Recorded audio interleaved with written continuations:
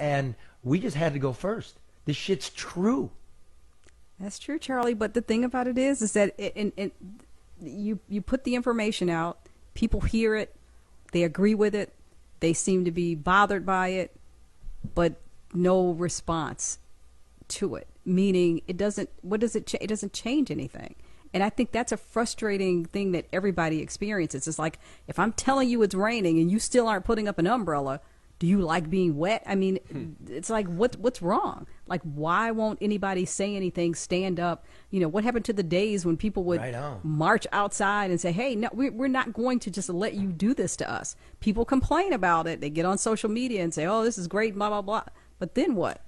Absolutely nothing. And what's the deal with the press? Everybody in the country knows there's a problem. Like, why no tough questions? It's like access for empty answers. Like, for instance, we have to go back to COVID, the nursing homes, the fact that this administration, Gretchen Whitmer and her health department, did not keep track of old people and kept saying, we're following the CDC. That's the gold standard. And what do we get this week? Dr. Rochelle Walensky, who, you know, is the director of the CDC, said, I'm sorry, we got it wrong. Our data collection, the way we spoke to people, the way that we laid it out, you couldn't understand it. Social distancing. Remember, we talked about that. Yes. We said nobody knows what to do. Nobody, they're sending mixed messages, and everybody was left to figure it out on their own. Yet everybody was fighting with everybody each other. Everybody was guessing, yeah. Right? You couldn't even let a rational thinking being say, hey, this data's a mess.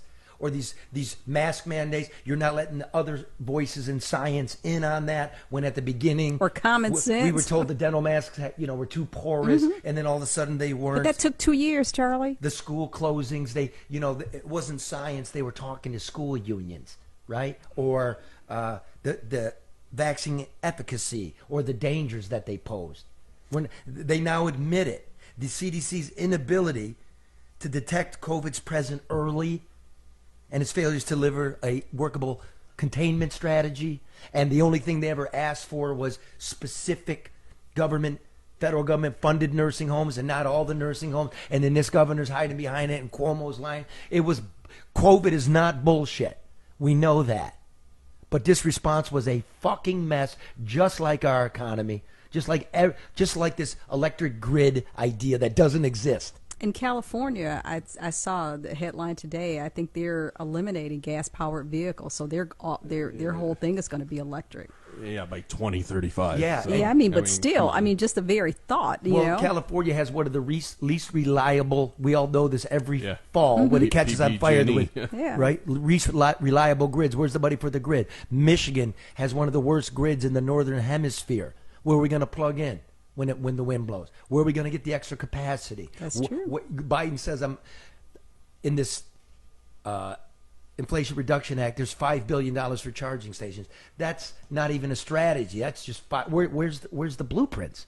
But I think too, Charlie, everybody, including the president and the governor and the mayor, everybody just says stuff, that people grasp onto.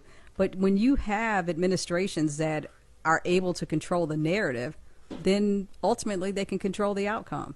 People don't question it. People don't challenge it, because they only know, as Dr. Wolf said, and as we say all the time, they only know what they're being told. They don't ask. They don't question. They don't wonder. Yep. They just take it and keep complaining and keep going on. So in the